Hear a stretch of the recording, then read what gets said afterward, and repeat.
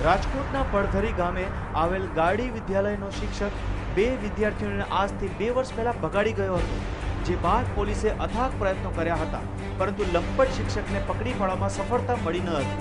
ત્યારે આ તપાસ રાજકોટ ક્રાઇમ બ્રાન્ચને સોંપવામાં આવી હતી। તપાસ દરમિયાન આરોપી શિક્ષક ધવલ ત્રિવેદી દ્વારા ઈમેલ આઈડી શરૂ કરવામાં આવી હોવાની માહિતી મળતા પોલીસે તે ઈમેલ એડ્રેસ ટ્રેસ કરીને તેની માહિતી મેળવી હતી।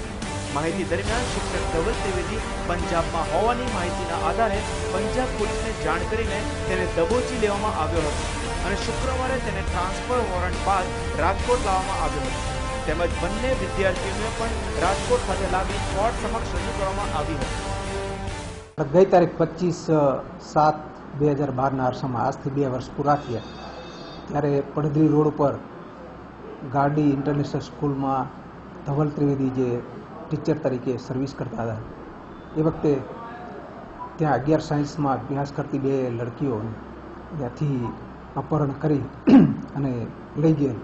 ત્યારબાદ અલગ અલગ જગ્યાએ અહીંથી રાજકોટથી નીકળ્યા બાદ કેરાલા લઈ ગયેલો, ત્યારબાદ ભોપાલ, જોધપુર તેમજ હિમાચલ પ્રદેશ, અરુણાચલ,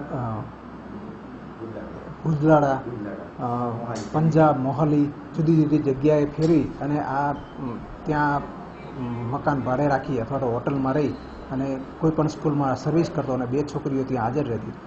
આ અમને માહિતી મળેલી કે ભાઈ આ રીતે ઈમેલ આઈડીનું એકવાર યુઝ થયેલો અને એના ઉપરથી અમે ટ્રેસ કર્યું। ટ્રેસ કરતાં અમને માહિતી મળવાથી અમે ભુજલાડા ગામેથી જે SD ઇન્ટરનેશનલ સ્કૂલ છે એમાં સર્વિસ કરતો, ત્યાર પછી અત્યારે છેલ્લે મનુ વાટિકા નામની સ્કૂલમાં બુધલાડા ગામમાં જે સર્વિસ કરતો ત્યાંથી મળી આવેલ છે। એવી હકીકતના આધારે અમે પંજાબ પોલીસને જાણ કરેલી અને અમારી ટીમ જઈ અને તે ત્રણેયને અહીંયા લઈ આવે છે। આજ નામદાર કોર્ટમાં તેઓ બંનેને હાજર કરેલા, છોકરીઓને તેના મા બાપને પણ હાજર રાખેલા। નામદાર કોર્ટે આ બંને છોકરીઓને અત્યારે નારી સુરક્ષા ગૃહમાં અલગ અલગ રાખવા માટે હુકમ કરેલ છે।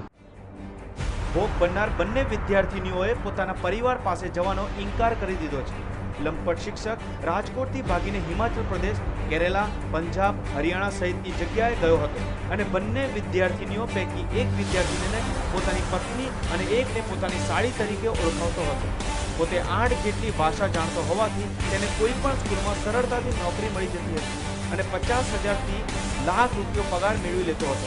પગારમાંથી પોતે બંને વિદ્યાર્થીઓને હોટલમાં અથવા તો એક ઓરડીમાં રાખતો હતો અને બંનેને બહાર નીકળવા દેતો ન હતો। પોલીસે આ અંગે આરોપીની ધરપકડ કરીને કોર્ટમાં રજૂ કર્યો હતો અને તેના વિરુદ્ધ જરૂર પડ્યે મેડિકલ રિપોર્ટ આવ્યા પછી બળાત્કારની પણ ફરિયાદ નોંધવામાં આવશે।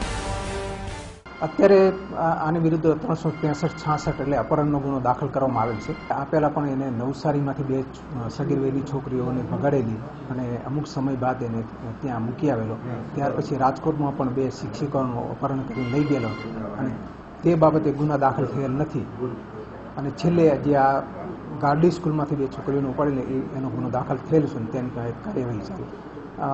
જો મેડિકલ ગ્રાઉન્ડ ઉપર જો પ્રસ્થાપિત થાય તો 376 કલમ લાગુ પડશે અને આ બંને સગીર વયની છે એટલે મેરેજ કોઈ કર્યા નથી। પોતે લગભગ 8 ભાષાનું જ્ઞાન ધરાવે છે અને કોઈ પણ સ્કૂલમાં જાય તો ઇન્ટરવ્યૂ આપે પોતાનું અને ત્યાં સ્કૂલમાં એને ટીચર તરીકે નોકરી મળી જતી એટલે મોટાભાગે એને 50,000 લાખ રૂપિયા એનો પગાર હોય અને બંને છોકરીઓ એક મકાન રાખીને ત્યાં રહેતા અને આ રોજ વધીને વધી 6 મહિના કે 3-4 મહિના નોકરી કરે ત્યારબાદ એ બીજું સ્ટેશન ફેરવી નાખતો અને બને ત્યાં સુધી બહાર વધારે નીકળતા નહીં કે જેથી પોલીસને અથવા તો બીજા કોઈને ખબર પડે નહીં। બંને અત્યારે છોકરીઓ એના મા બાપ સાથે રહેવા માટે તૈયાર નથી અને અત્યારે નારી ગૃહમાં મોકલવા માટે હુકમ કરેલ છે।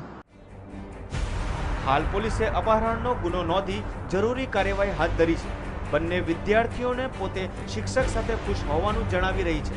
પરિવારજનો સાથે જવાની વિદ્યાર્થીનીઓ સ્પષ્ટ ના ભણી દેતા બંનેને મહિલા વિકાસ ગૃહ ખાતે મોકલી દેવામાં આવી છે। આ અગાઉ પણ લંપટ શિક્ષક અગાઉ 2 વિદ્યાર્થીઓને ભગાડી ગયો હતો અને પછી પરત મૂકી ગયો હતો। આ ઉપરાંત અન્ય 2 શિક્ષિકાઓએ પણ ભગાડી ગયો હોવાનું જાણવા મળ્યું છે।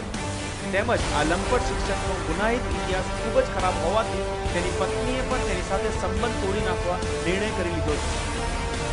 Bureau report, news online, Rajkot.